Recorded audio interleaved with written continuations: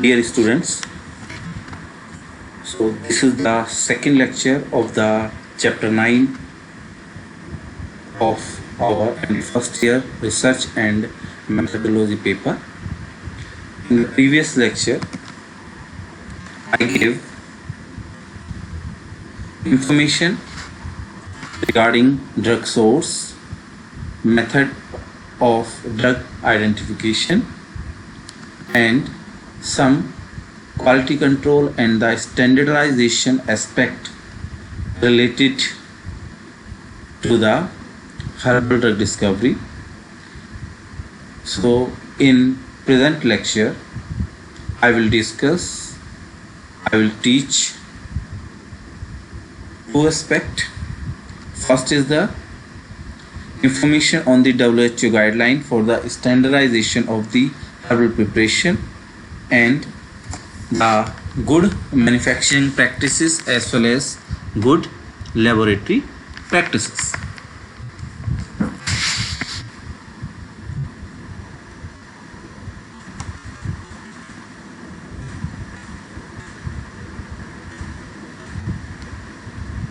So, WHO represents a guideline for the standardization of the herbal preparations.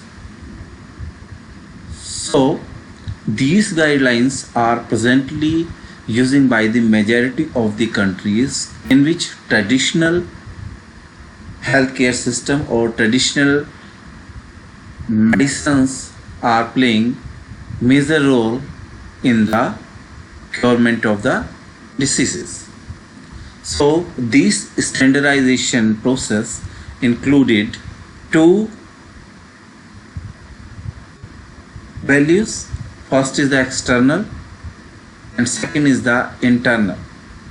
In the external, we can go through macroscopy as well as the microscopy studies, and through the internal, that's contain various physiochemical parameters such as ash value, extractive value, moisture contents, and the many other parameters to identify, to identify and to study the chemical composition of the herbal preparations.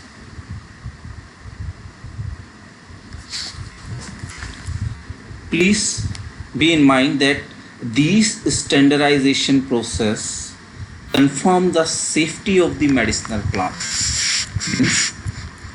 By applying this guideline, you can confirm the safety profile of the medicinal plant, but the efficacy or the potency of the compounds can only be judged by the clinically or in the laboratory experiments. This standardization concept of the medicinal plant will indirectly inform us that these plants are the conserved for their medicinal as well as the nutritive value, and it is recommended that these parameters should be recorded for the years together.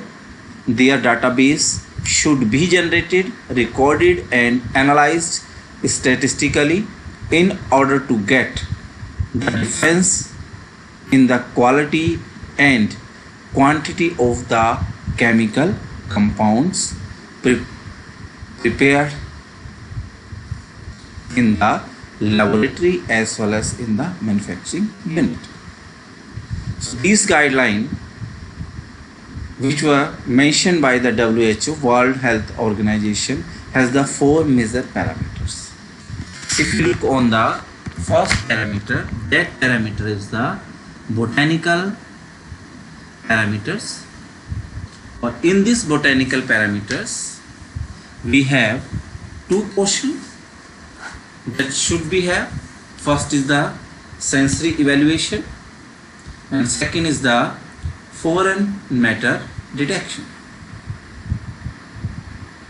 So the sensory evaluation included the visual macroscopy, color, order, taste, and the fracture of the raw material as well as of the finished compound.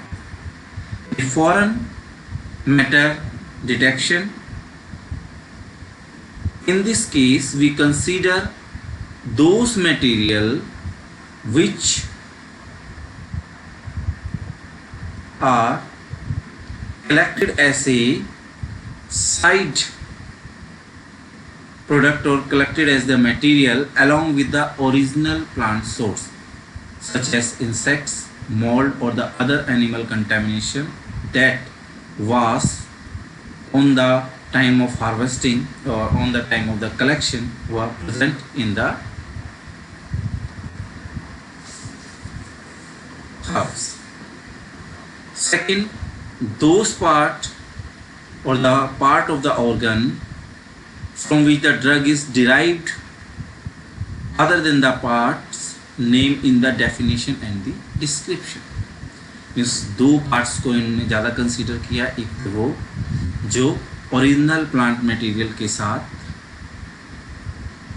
Insect, mould और other animal contamination के रूप में मिल गया हो, दूसरा जो part describe किया गया है बायोलॉजिकल एक्टिविटी के लिए उसके अलावा अदर पार्ट या ऑर्गन अगर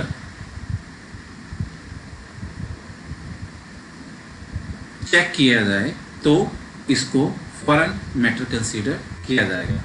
इस फॉरेन मैटर को चेक करने के लिए हमारे पास दो मेथड दिए गए हैं, मैनुअल और the lycopodium spore method. We will not go on more detail on this. So next one is the physiochemical parameter, and it contain 5 points, and all these 5 points, as its name indicate कि physiochemical parameters हैं, उसके माध्यम से हम physical as well as the chemical जो values हैं herbs की उसकी डिटेक्ट कर सकते हैं। So if you look on the chromatographic fingerprint, so at its name indicate, by applying this chromatographic fingerprint, इस chromatographic fingerprint को वर्ड को अगर हम डिफाइन करना चाहें तो दिस मीन्स हम कोई सी भी हर्ब जो हम हर्बल प्रिपरेशन के लिए लेना चाह रहे हैं, हम जानते हैं कि उस हर्ब्स के अंदर अलग अलग तरह के अलग अलग टाइप के कंपाउंड्स पाए जाते हैं, जिसको अलग अलग जैसे एल्कलॉइड, टर्पिनॉइड, फ्लेवनॉइड एक्सेट्रा, लिग्निन। सो हर प्लांट के अंदर कोई ना कुछ कंपाउंड्स उसकी आइडेंटिफिकेशन के रूप में जाने जाते हैं। तो अगर हमारे पास रेफरेंस में वो कंपाउंड्स अवेलेबल हैं तो हम उस रेफरेंस कंपाउंड के साथ अपने जो हर्बल प्रिपरेशन है उसको क्रोमेटोग्राफिकली चेक कर सकते हैं और उसके माध्यम से हम ये बता सकते हैं कि इस हर्बल प्रिपरेशन में क्या वो केमिकल्स प्रेजेंट है या नहीं। ऐश वैल्यू मींस ये जो ऐश वैल्यू है ये इनऑर्गेनिक रेडिकल्स हैं जो कि सोडियम, पोटेशियम, मैग्नीशियम, कैल्शियम आदि के phosphate, carbonate and silicate salts form में है। हम जैसे ही इसको एक स्पेसिफिक टेम्परेचर के ऊपर किसी भी हर्ब्स को रखते हैं तो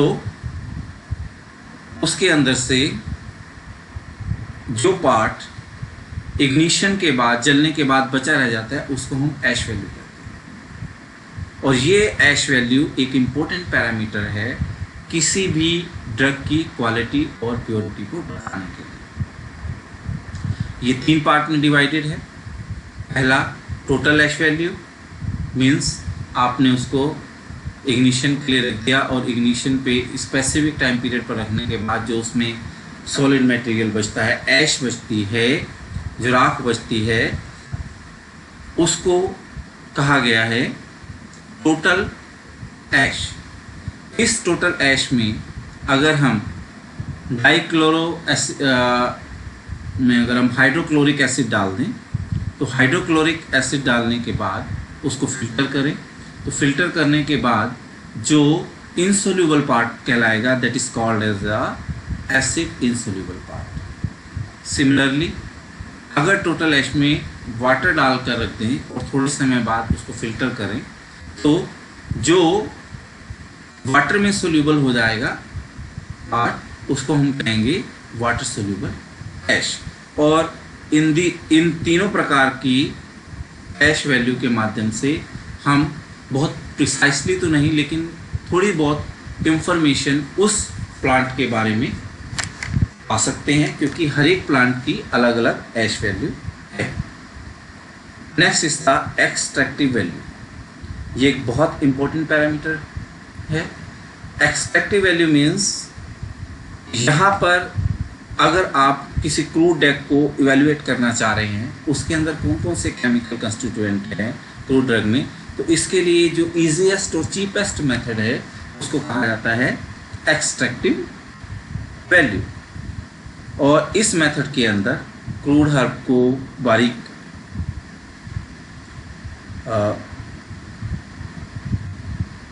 ग्राइंड करने के पश्चात और उसके बाद उसको किसी ऑर्गेनिक सॉल्वेंट के साथ शेक किया जाता है, और शेक करने के बाद दोनों को सेपरेटिंग फ्लास्क के थ्रू अलग अलग करने पर कुछ पार्ट उसका वाटर में डिजोल्व हो जाता है, उसका कुछ पार्ट उसका ऑर्गेनिक सॉल्वेंट में डिजोल्व हो जाता है।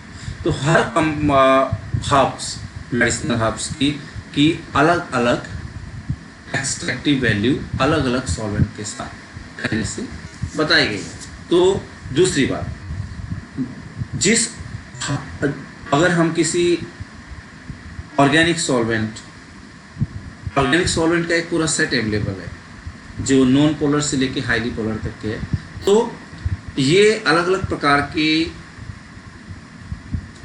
ऑर्गेनिक सॉल्वेंट जिनका सॉल्युबिलिटीज अलग अलग तरह की है, ये अपने अंदर अलग अलग प्रकार के केमिकल्स को, जो कंपाउंड्स हैं जो प्लांट्स हर्ब्स के अंदर प्लांट्स पाए जाते हैं, उनको अपने अंदर डिसॉल्व करने की क्षमता रखते हैं। तो इसके माध्यम से भी अलग अलग सॉल्वेंट के साथ एक्सट्रैक्शन करने पर हमें पता लग सकता है इनिशियल रूप से कि कितना अमाउंट इस ऑर्गेनिक सॉल्वेंट या वाटर सोल्यूबल सॉल्वेंट के अंदर हर्ब्स का गया है। तो ये वैल्यू भी एक इम्पोर्टेंट पैरामीटर है जिसके माध्यम से हम क्वालिटी कंट्रोल को मैनेज कर सकते हैं। Moisture contents and the volatile matter is the another parameter. In this parameter किसी भी ड्रग के अंदर कितना मॉइस्चर है उसको भी इन्होंने पैरामीटर के रूप में WHO ने रिकमेंडेड किया है। ऐसा माना जाता है कि अगर किसी भी ड्रग को 105 डिग्री सेंटीग्रेड के ऊपर एक ओवन के अंदर रखा जाए और तब तक ओवन में रखा जाए जब तक कि वो कांस्टेंट वेट ना गेन कर ले, अब जब वो कांस्टेंट वेट आ जाता है तो उस वेट को जो प्रीवियसली मतलब हीटिंग करने से पहले वेट है उससे घटाने के बाद हमें मॉइस्चर कंटेंट्स का पता लग जाता है।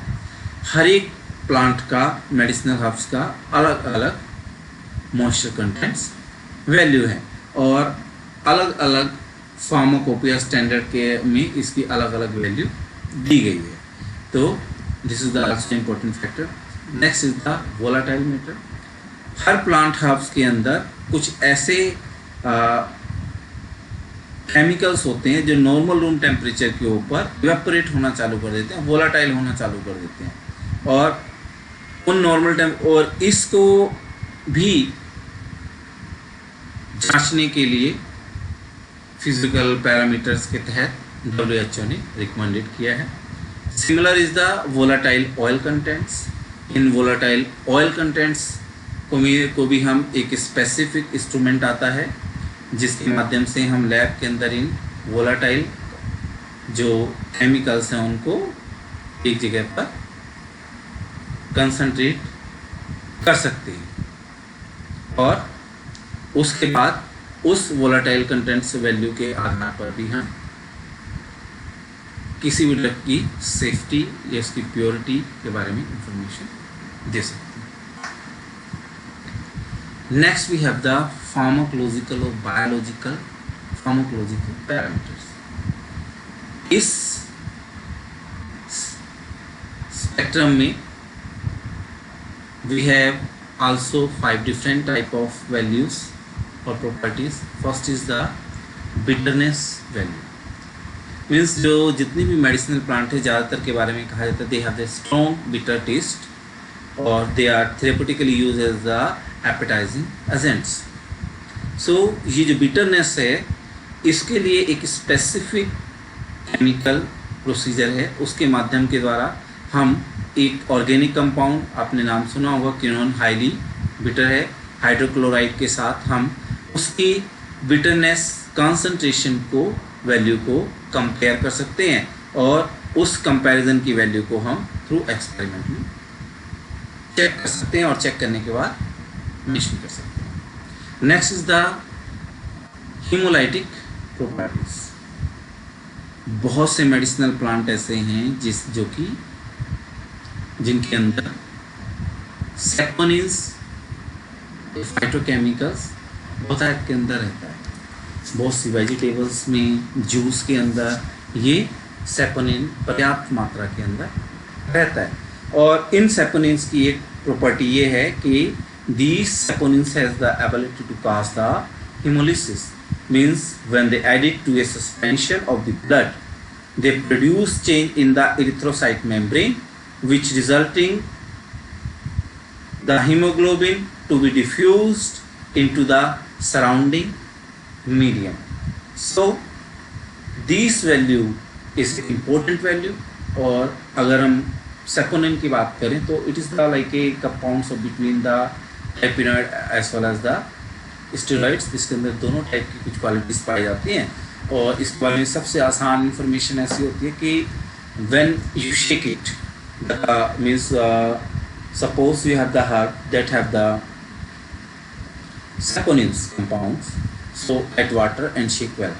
सो जैसे आप उसे शेक करोगे उसके अंदर झाग बनने स्टार्ट हो जाएंगे, उसके अंदर फॉर्मिंग आ जाएगी. That's clearly indicate that herbs contain the saponins और that helps have the saponin. So ये saponin वैल्यू भी एक रेफरेंस saponin R मटेरियल के साथ कंपेयर करके हम उसके बारे में इंफॉर्मेशन ले सकते हैं. और इसको भी WHO ने इस वैल्यू को भी कहा है कि that should be added as a parameter for the standardization purposes. Astringent properties means this property means it is indicate that how much amount of the tannin are present in the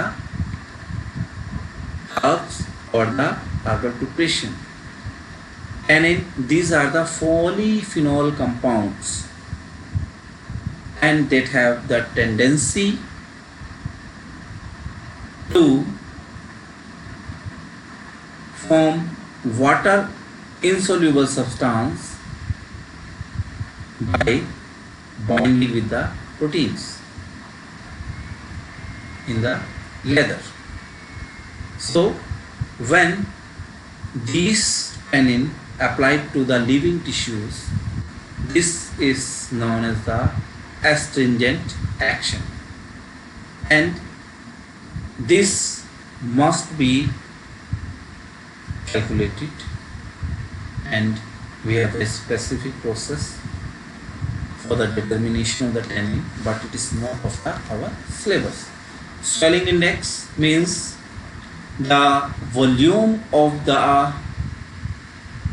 1 ml taken up by the swelling of the 1 gram of the plant material under the specified conditions is called as the swelling index. और इस swelling index की value को भी WHO ने standardise portion के अंदर mention किया. Forming index because of the presence of the saponin, when we shaked the herbs with the aqueous with the water, then the forming ability of the plant material and their extract is measured in terms of the forming index. उसको एक forming index के रूप में किसी दूसरे highly forming agents के साथ comparison करने पर उसकी वैल्यू को किया जा सकता है. Toxicological parameters. So you can see, first start with the botanical parameter, second is the physiochemical, third pharmacological, and fourth is the toxicological parameter. In this parameter they gave 4 information needed from the herbal preparation. First is there must be a information of the arsenic and the heavy metal present in that plant material, and because of the contamination due to the environmental pollution or due to the by using the pesticide, the medicinal plant have these arsenic as well as the other heavy metal as an impurity. So these impurity or the label of that heavy metal as well as the arsenic should be checked in the herbal preparation, and they have already given the limiting value कि इससे ज़्यादा value, चाहे वो pesticide residue हो चाहे वो arsenic हो, एक लिमिट वैल्यू WHO ने सेट की हुई है, और मींस फार्माकोपियल जो फार्माकोपियाज हैं उनके अंदर एक लिमिटेड वैल्यू बताई गई है कि अगर इन पेस्टिसाइड्स की, आर्सेनिक की या हैवी मेटल्स की क्वांटिटी इससे ज़्यादा पाई जाती है तो that is not suitable for the marketing as well as for the further use. Microbial contaminations. In the microbial contamination, WHO mentioned that there must be some microorganism in the plant material and they must be have in the limiting amount. For example अगर हम E coli की बात करें तो raw material के अंदर इसकी limiting quantity दी गई है 10 की power 4 gram of material. In case of the finish product it will goes to 10 की power 1. Similarly total aerobic bacteria and enterobacteria की जो फिनिश प्रोडक्ट के अंदर है उसकी कंसंट्रेशन जो उसकी वैल्यू है पर ग्राम ऑफ मटेरियल शुडंट एक्सीड 10 की power 3 point. Last one is the aflatoxin. These are the toxics. These are the toxic compound generated by the naturally occurring fungus, and these are majorly comes through the Aspergillus flavus as well as the Aspergillus parasitaceus type of fungus. So these aflatoxin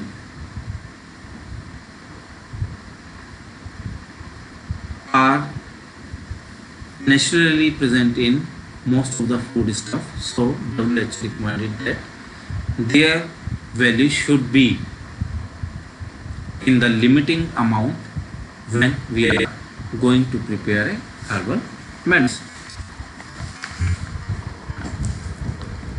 So here in this figure you can see that एक pictorial presentation है जिसके अंदर इन्होंने बताया हुआ है कि herbal drug के स्टैंडर्डाइजेशन के लिए किस किस तरह की चीज़ों की आवश्यकता है और क्या क्या चीज़ें स्टैंडर्डाइजेशन की किस किस पार्ट के अंदर किन किन वैल्यू को कंसीडर किया जाएगा.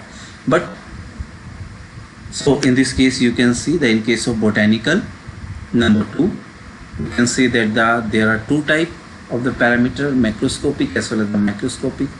In organoleptic we have the 5 different sensory parameter. In case of physical and chemical we have the moisture content, extractive value, ash value, qualitative, quantitative, chromatography, HPTL through HPTLC through GLC as well as the HPLC. So metabolite information. But in case of biological they you can see that they have the 4 different type. First is with the microbial contamination that give the total viable aerobic count, determination of the pathogen, aflatoxin contents information. In pharmacologically you need to show the bitterness value, hemolytic value, foaming index as well as the swelling index. For the toxicological point of view you must have the information of the pesticide residue as well as the determination of the heavy metals. So ASU drug development standardization quality parameter can be seen through this graphical presentation. In this case, you can see that if you are going for the standardization of the raw drug, that with the chemical profile, so you need to make firstly the SOP of the extract. So here the SOP means is standard operating procedure. Then we are going for, or we goes for the standardization of the extract. We standardize the extract through the different physiochemical as well as the botanical method, and after that we prepare the SOP of the formulation, and after formulation we again we go for the standardization of that formulation as well as the finished product. And these standardization parameters that I have described previously checked out with the finished product, and their shelf life study again determined. Afterward they go with the biological screening to check out any microbial aflatoxin contents pathogen are present here in the finished product or not. If they have it, then how much the concentration or the value are present there, whether they are in the limiting range or not. And then safety and the toxicity studies. We check some toxicity as well as the safety profile studies with this finished product, and at the end we go for the preservation, packaging and the storage. So this is the point information that for the drug development, which type of standardization as well as the quality parameter we need to check. This is the example. If you look on the microscopic identification test, then you can see that if you want to check it for the lignin, then taste of the crude drug plus 1 drop of the chlorogluconol plus 1 drop of the HCl. If it give the pink color, that is the clear indication that the lignin is present here. Similarly, test we can see with the starch as well as the mucilage. If we used some test for the chemical evaluation, then we can see that if you want to check the volatile oil, then we need to go through the ester value as well as the acetal value test. If you go through to check the resin as well as the gum, then we have to check the sulfated ash value as well as the acid value. If you look on the gum, then we need to determine the volatile acidity as well as the 1-methoxy determination. If we see these are the example that every single herbs have the different ash value. We can see that agar, it has the 1% weight by weight acid insoluble ash. If you look on the bale, that it has the 3.5% weight by weight. Means if suppose we are using started with the 100 gram of the bale herbs, then it must have the 3.5 gram of total ash present in the bale. With cannabis we have the 15% weight by weight, and with the ginger we have the 6% weight by weight. And along with, if you look on the acid and soluble ash, then with the ginger we have 1.7% weight by weight water soluble ash. If you look on the extractive value that I have previously informed you in the previously I informed you that every drug have different extractive value. अगर हम alloy के साथ बात करें तो हम उसमें देखेंगे कि एलॉय में वाटर सोल्यूबल एक्सट्रैक्ट के अंदर नॉट लेस देन 25% से लेस नहीं होगा. सेम अगर हम अल्कोहल एक्सट्रैक्ट की बात करें तो ये 10% से कम नहीं होगा. सेम जिंजर, कैप्सिकम और नटगेव की एंड नटमग की वैल्यू इसके साथ दी गई है। तो इसके आधार पर, एक्सट्रैक्टिव वैल्यू के आधार पर भी हम इस चीज़ की जानकारी, ये कितना मिनिमम अमाउंट एक अच्छे हर्ब्स के अंदर होना चाहिए, उसके बारे में भी हम एक जानकारी ले सकते हैं। सेम ASU ने, मतलब मीन्स आयुर्वेदा सिद्ध यूनानी ने परमिसिबल लिमिट जो पेस्टिसाइड रेजिडू है उनकी दे रखी है। तो ये लिस्ट बहुत लंबी थी, मैंने इसको जस्ट शॉर्ट किया है। तो यू कैन सी दैट पर mg पर kg के अंदर 0.02% alachlor, aldrin and the dieldrin sum of must not be exceed 0.05। So हर एक की अलग अलग लिमिटिंग वैल्यू दे रखी है। अगर इतनी तक की वैल्यू और जो पेस्टिसाइड की है वो अगर हर्ब्स में प्रेजेंट है तो it can be consider as a okay in the quality control test. Same अगर हम एफ्लाटॉक्सिन की बात करें तो इनकी लिमिटेड वैल्यू भी ASU फार्माकोपियास में बताई गई है। जैसे B1 की जो वैल्यू है, it should be less than 2 ppb per billion। B1 plus B2 plus G1 plus G2 should be less than 5 parts per billion may be observed।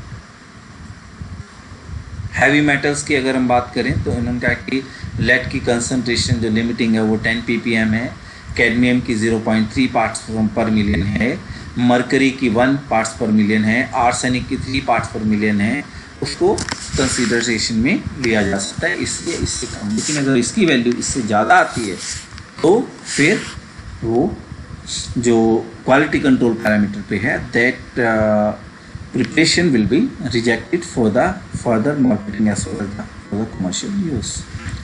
If you look on the microbial load, तो microbial load के लिए कुछ specific micro organism mention किए हुए हैं, जैसे staphylococcus aureus, ये absent होना चाहिए। साल्मोनेला फिनिश प्रोडक्ट के अंदर एब्सेंट होना चाहिए। सुडोमोनास अरोगिनोसा एब्सेंट होना चाहिए। इकोलाई भी एब्सेंट होना चाहिए। सो जो टोटल माइक्रोबियल प्लेट काउंट है टॉपिकल यूज़ के लिए, that should be in the range of 10 की पावर 5 पर ग्राम, और total yeast amount will be 10 की power 3 per gram may be considered as the value. So these are the parameters that were described, the guideline that was described by the World Health Organization in order to standardize the herbal preparation or to remain the quality aspect of the herbal preparations in a good way. So now WHO mentioned 2 more things, because for the drug discovery we have 2 areas. First, laboratory where we do research. Second is the manufacturing where we make that drug in the commercial way. So यहाँ पर जो good laboratory practices है, जिसको GLP short form के अंदर कहा है, this is the very important parameters. और इसकी शुरुआत कैसे हुई?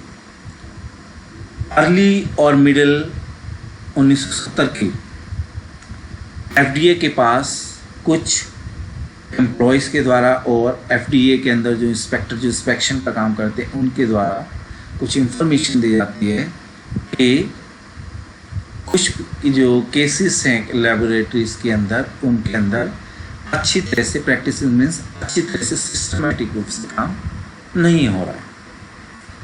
तो FDA ने इस चीज़ को, FDA means federal drug agency of the United state, तो उसने चीज़ को सोचा कि क्यों ना पूरे US state, United state of America के अंदर एक इन डेप्थ पूरी अच्छी तरह से इन्वेस्टिगेशन कराई जाए और देखा जाए कि वहाँ पर जो लेबोरेटरीज़ हैं जहाँ पर टॉक्सिकोलॉजिकल और ड्रग डिस्कवरी से रिलेटेड बायोलॉजिकल वर्क हो रहा है, वहाँ पर किस तरह की प्रैक्टिसेस, किस तरह का काम लोग कर रहे हैं। उस समय उन्होंने लगभग करके 40 से ज़्यादा टॉक्सिकोलॉजिकल लेबोरेटरीज में इन्वेस्टिगेशन स्टार्ट किया। 1976 के अंदर FDA ने एक रेगुलेशन पब्लिश ड्राफ्ट जो है वो पब्लिश किया और उन्होंने जितनी भी सारी फार्मास्यूटिकल कंपनीज थी, उनके R&D थे, उनके R&D ऑफिसर्स थे, उनसे उसके बारे में कमेंट्स मांगे। फिर 1981 के अंदर OECD, जो कि organization for the economic cooperation and the development है, उसने GLP गुड लैबोरेटरी प्रिंसिपल्स को पब्लिश किया और आज पूरे अंतर्राष्ट्रीय रिसर्च एरियाज के अंदर इनको अच्छी तरह से माना जाता है और जो इनके नियमों बताए हुए प्रिंसिपल का पालन करता है, उसको एक बड़ी अच्छी अंतर्राष्ट्रीय स्तर पर उसकी जो प्रोडक्ट हैं या जो उसकी रिसर्च है, उसको एक उचित बहुत अच्छे स्तर की रिसर्च का दर्जा दिया जाता है। अब जो मेन एम था GLP का that was to regulate the practices of the scientist working on the safety testing of the drug। ये जो मेजर एम था, जो मेजर इंटेंट था, वो क्या था कि जो वैज्ञानिक सेफ्टी प्रोफाइल पे वर्क कर रहे हैं ड्रग के अंदर, तो ये चीज़ें, एक तो वो एक्टिविटी शो कर रही है, ठीक है, तो हर कोई अपनी ड्रग की एक्टिविटी ऐसे बताता है कि बहुत अच्छी है, लेकिन वो क्या करता है कि उस पॉजिटिव एक्टिविटी के चक्कर में जो उसकी साइड इफ़ेक्ट्स हैं, जो ह्यूमन बॉडी के ऊपर उसके ड्रॉबैक्स हैं, जो अच्छे इफेक्ट नहीं हैं, उनको वो मिस करना चालू कर देते हैं, केवल अच्छी चीज़ें सामने लाते हैं। तो वो ऐसे भी हो सकता है कि या तो जिस समय ये लोग किसी ड्रग को बना रहे हैं तो उसके अंदर कोई बायोकेमिकल एंटिटी हो जाए, एंटिटी नहीं बन जाए, या फिर कोई अलग केमिकल कंपाउंड जो आपने प्रोसेस किया उसके अंदर कोई नया केमिकल कंपाउंड बन जाए और वो उसका जो सेफ्टी प्रोफाइल है, उसका सेफ्टी प्रोफाइल वो टॉक्सिक शो करे। तो इसका जो मेन एम था, जो उद्देश्य था, वो था कि जो साइंटिस्ट इन एटमॉस्फेयर के अंदर वर्क कर रहे हैं उनके प्रैक्टिसेस को रेगुलेट सही तरीके से व्यवस्थित किया जाए। और आज दिस GLP कॉम्प्लायंस इससे गारंटी है कि ये गारंटी है दैट अगर वो इन नियमों का पालन कर रहा है, that the safety data are the being honestly reported. इन नियमों का पालन करने से गारंटी है कि जो सेफ्टी डाटा इन रजिस्ट्रेशन अथॉरिटीज़ के अंदर ईमानदारी से रिपोर्ट किया जा रहा है। अब कुछ जगहों पर मैंने ऐसे देखा है कि जब मैं इंडस्ट्री के अंदर था तो वहाँ पर भी ऐसी चीज़ें होती थी कि बैच जब मतलब एक ऑर्गेनिक रिएक्शन की 5-7 स्टेप के बाद बना तो उसके अंदर इम्प्योरिटी का ratio USP United state pharmacopoeia के जो प्रोडक्ट के अंदर इम्प्योरिटी रेशियो था उससे ज़्यादा हो जाता है। तो वो क्या करते हैं, उसको हाइड कर लेते थे, क्योंकि भैया एक बैच 30 से 40 लाख रुपये का निकलता था कोई ड्रग से, तो उसको हाइड कर लेते थे और उसकी हाइड करने के बाद वो आगे सच फर्दर कमर्शलाइजेशन के लिए भेज दिया करते थे।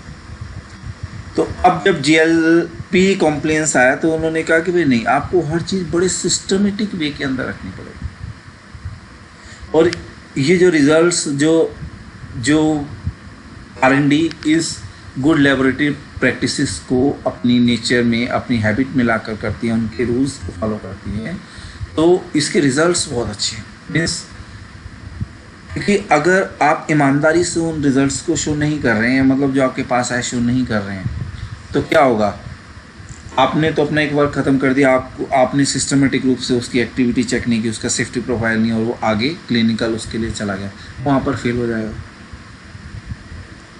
आपको पता नहीं चलेगा कितनी पोटेंशियल एक्टिविटी की, मरीज को क्या हो गया। तो यहाँ पर जो इस तरह की स्टडीज़ GLP कॉम्प्लायंस के साथ होती है, तो they provide us the basis to take a decision whether to go in the clinical trial or not, and this is the prior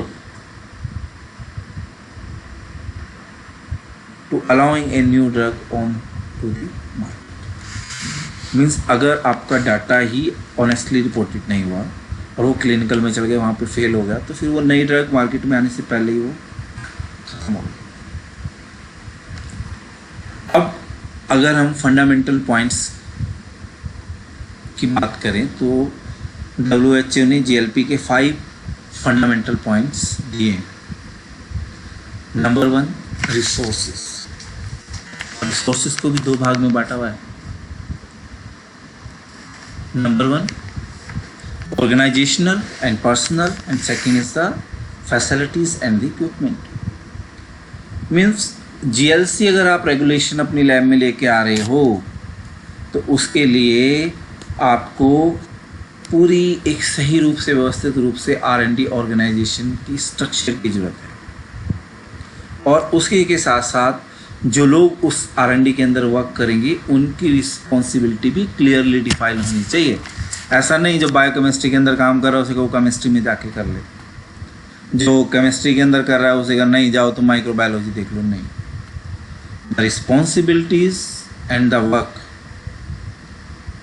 that should be clearly defined.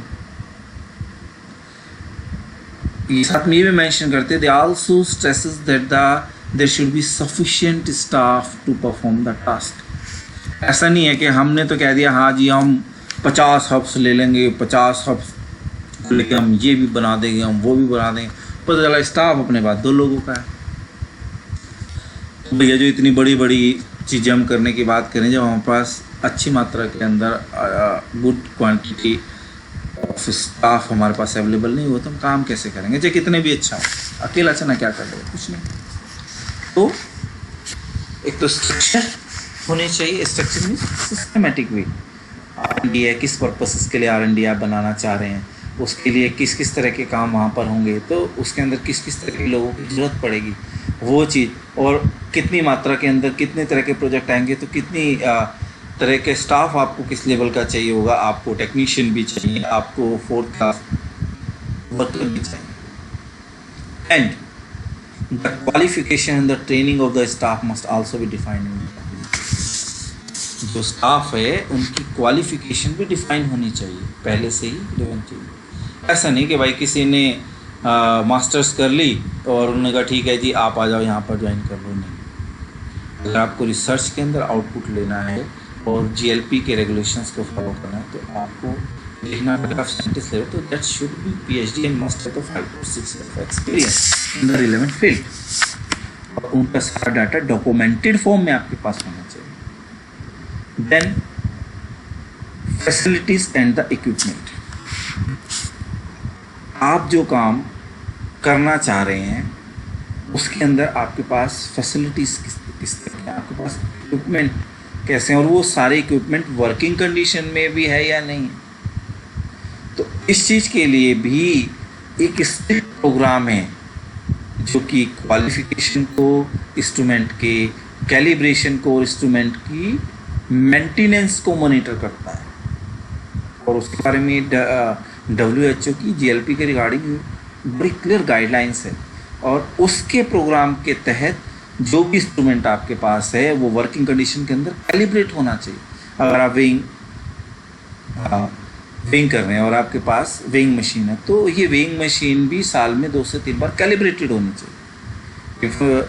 चाहिए, ताकि ऐसा ना हो कि मैंने कहीं लैब में अंदर देखा वो कर रहे हैं, उन्हें ये नहीं पता कि कैलिब्रेटेड भी है या नहीं है। कैलिब्रेशन मीन्स एक स्टैंडर्ड वैल्यू के साथ, मान लिया हमने कहा कि हम 0.2 डिजिट तक के डेसिमल की वेट करना चाहते हैं, तो इस स्टैंडर्ड जो जैसे हम कहते हैं ना बाट रखना या वेट रखना, तो उसके साथ उसकी वैल्यू को साल में 1 या 2 बार चेक किया जाता है और देखा जाता है कि मशीन अपनी जो वैल्यू है जो शो कर रही है वो कितनी क्लोज है एग्जैक्ट स्टैंडर्ड वैल्यू की।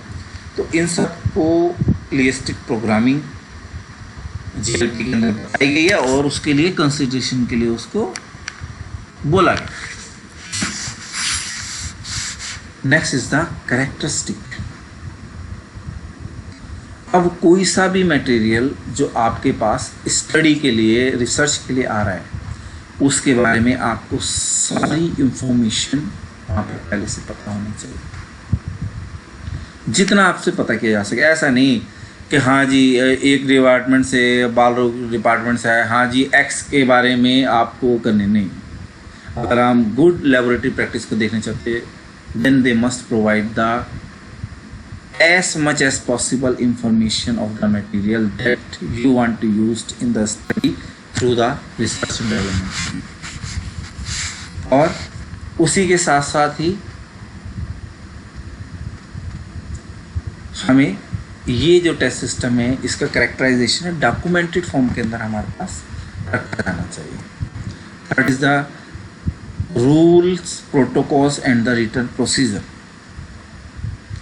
मीन्स आप R&D के अंदर कुछ भी काम कर रहे हो, आपके पास टेक्नीशियन भी है, साइंटिस्ट भी है, तो जो आप रिसर्च स्टडीज़ कर रहे हो वो सारा जो रिसर्च प्रोग्राम है, जो प्रोसीजर है, वो स्टैंडर्ड ऑपरेटिंग प्रोसीजर के नाम से एक फाइल के रूप में अवेलेबल होना चाहिए इनको, उन वैज्ञानिकों को जो इस स्टडी के अंदर काम कर रहे हैं.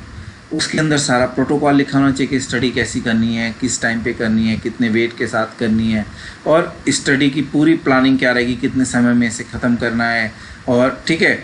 और वो जो रूल्स, प्रोटोकॉल और रिटर्न प्रोसीजर है वो ऐसे होने चाहिए जो रिपीट हो सकें. ऐसे नहीं कि एक ने कुछ किया और अगली बार दूसरा फिर चेंज करके दे देना. It should be possible to repeat the study exactly if necessary with this protocol. इनके सहयोग से अगर हमें इस एक्सपेरिमेंट को रिपीट एग्जैक्टली करना पड़े, जरूरत पड़ी, तो रिपीट लाने लायक कंडीशन के अंदर वो होना चाहिए. ऐसा नहीं कि अपनी तरफ से एक बहुत बड़ा ऐसा सा बना दिया कि नहीं हम ऐसा कार्य कर लेंगे और पता चला वो फिजिबल ही नहीं है, तो that is not acceptable. So as per the GLP protocols rules, you must provide all the protocols in the written way in the form of SOPs. Results. अब results जो हैं दो तरह के results प्राप्त होते हैं. पहला जो शो होना चाहिए मीन्स वो कि आप जोन सी भी स्टडी कर रहे हैं, जोन सी भी रिसर्च कर रहे हैं, चाहे आप बायोलॉजिकल के अंदर एनिमल टेस्टिंग कर रहे हैं, तो जो सारी स्टडी है वो क्या करती है, वो एक डाटा जनरेट करती है और इसको कहा जाता है that is called as the outcome of the research work. और ये जो आउटकम है that is provide the basis to establish the scientific interpretation and arriving at the conclusion. ये जो रॉ डाटा है ये हमारे लिए पिलर का काम करता है किसी भी साइंटिफिक इंटरप्रिटेशन को इस्टेब्लिश करने के लिए, बनाने के लिए और एक किसी निर्णय तक के पहुंचने के लिए. तो ये रॉ डाटा वेरी इंपॉर्टेंट है.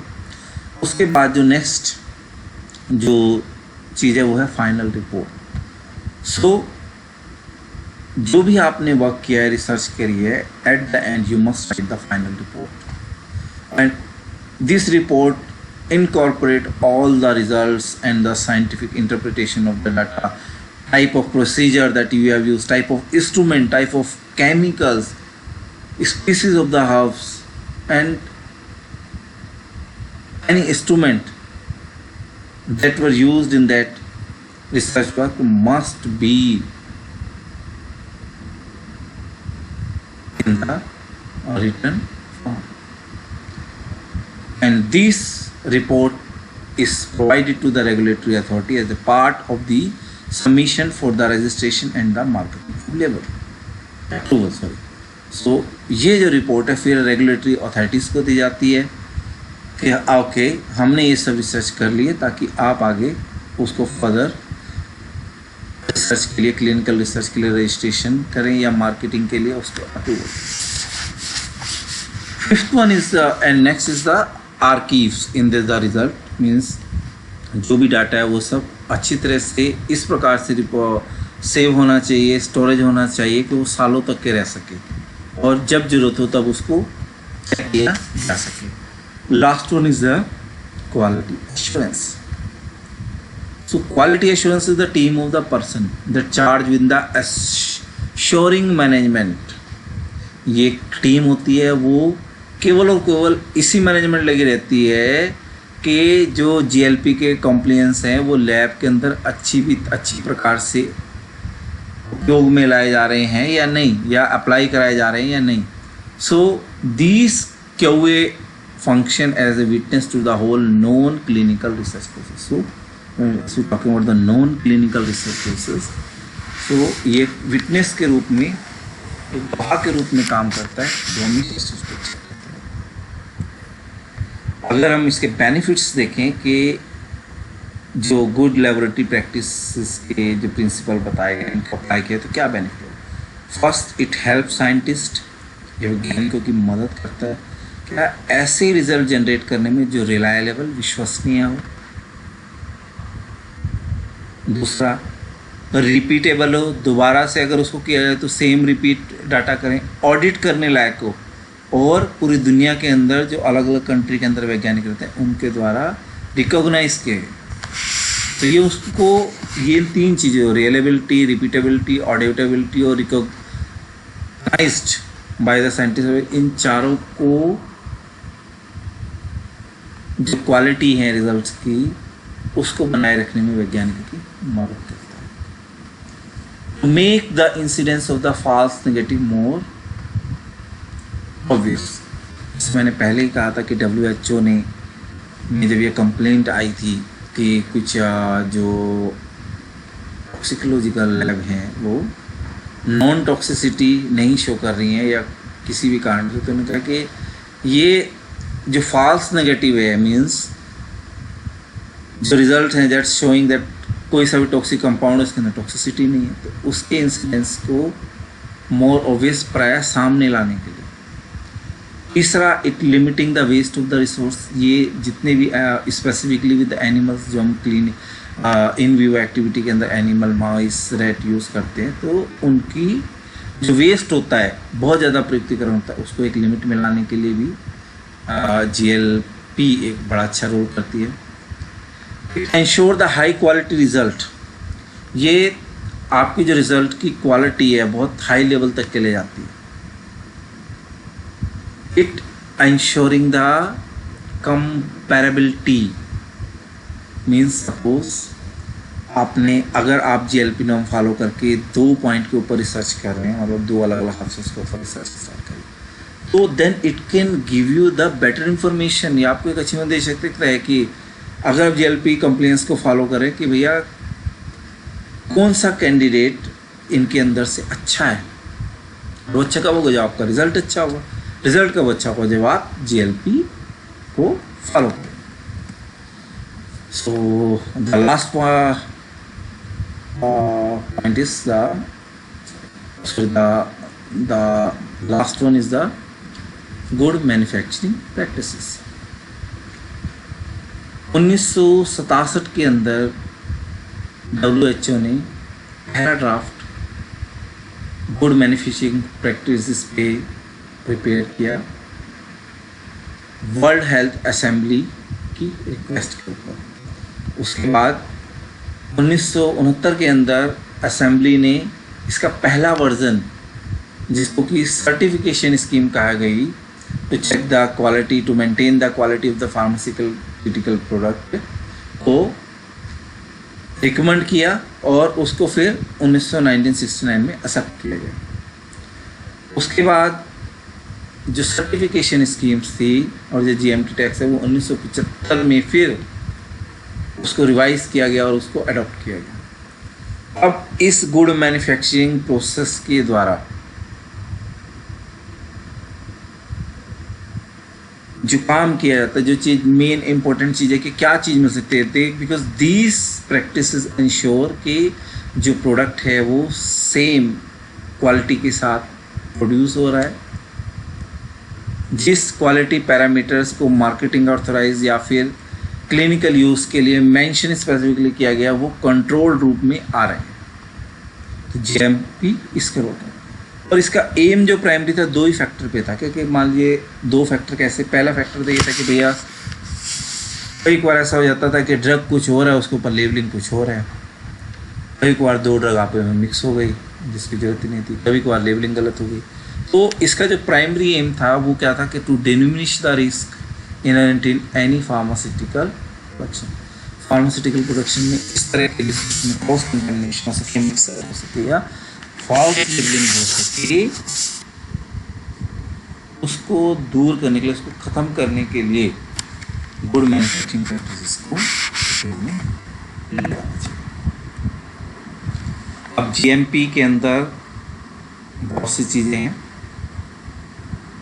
लेकिन कुछ ऐसी चीज़ें हैं कि जिसके बारे में कहा गया कि it must have the following, कि ये सब चीज़ें होनी चाहिए किसी भी प्रोडक्शन यूनिट के अंदर। First, all manufacturing processes should be clearly defined. जितने भी मैन्युफैक्चरिंग प्रोसेस हैं किसी ड्रग डिस्कवरी के, किसी ड्रग प्रोडक्शन के, वो सब अच्छी तरह से डिफाइन होने चाहिए। दूसरा,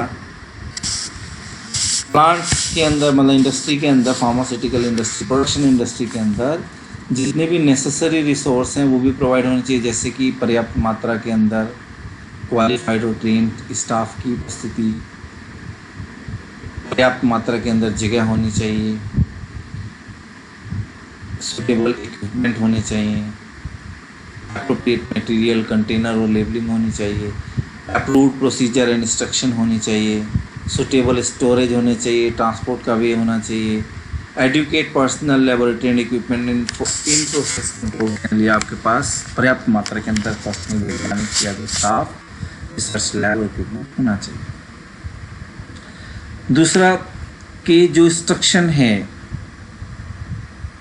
फार्मास्यूटिकल प्रोडक्शन इंडस्ट्री के अंदर, यूनिट के अंदर, that should be written in a clear and unambiguous language, एक ऐसी लैंग्वेज के अंदर लिखा है जिसके अंदर गलतियां नहीं होनी चाहिए, और उसके अंदर भी वो सारी इंफॉर्मेशन होनी चाहिए कि कौन कौन सी फैसिलिटीज आपको प्रोवाइड की गई है और किस किस फैसिलिटी को आप कर सकते हैं। नेक्स्ट वन, जो प्रोसीजर है that should be carried out correctly and the personnel are trained to do, means production unit के अंदर जो प्रोसीजर जो मेंशन किया हुआ है, लिखा हुआ है, वो बिल्कुल एग्जैक्ट वैसा ही फॉलो किया जाना चाहिए, और जो लोग इसको फॉलो कराएं वो सब इस चीज़ में ट्रेंड होने चाहिए। रिकॉर्ड्स इससे रिलेटेड, प्रोडक्शन से रिलेटेड, चाहे वो मैन्युअली ऑपरेशन के समय हो या फिर इंस्ट्रूमेंट के थ्रू हो, वो सब रिकॉर्ड होना चाहिए मैन्युफैक्चरिंग करते समय। और सारी जो इंफॉर्मेशन है, स्टेप हैं, उन सबको डिफाइंड एक पहले से बताए हुए प्रोसीजर और इंस्ट्रक्शन के थ्रू फॉलो करना चाहिए, ताकि जो प्रोडक्ट की क्वालिटी और जो क्वांटिटी एक्सपेक्टेड है वो प्राप्त की जा सके।